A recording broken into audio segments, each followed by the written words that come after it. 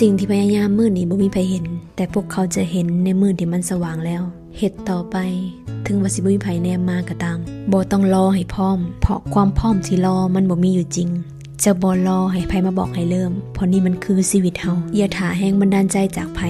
พอบ่มีไผจะมาฮู้ปัญหาของเฮาได้ลึกซึ้งเท่ากับตัวเฮาเองเฮามาเฮ็ดปัจจุบันเพื่ออนาคตกันดีกว่าทุกๆมื้อที่ได้ลงมือทำมันคือการบ่มตัวเองถึงสิบ่มีไผเห็นก็บ่ฟ้าวให้ผู้ใดแนมมาพัฒนาตัวเองไปเรื่อยๆจนกว่าจะมีคนบอกว่าชีวิตเฮาโคตรจะมาไกลหากได้ยินเสียงผ่านเข้ามาในหูว่าคนแบบเฮาบ่น่าจะเฮ็ดได้นั่นแหละคือเสียงของความท้าทายเสียงนี้เลยคือแรงบันดาลใจถ้าอยากก้าวขาไปไกลแล้วไวกว่าคนอื่น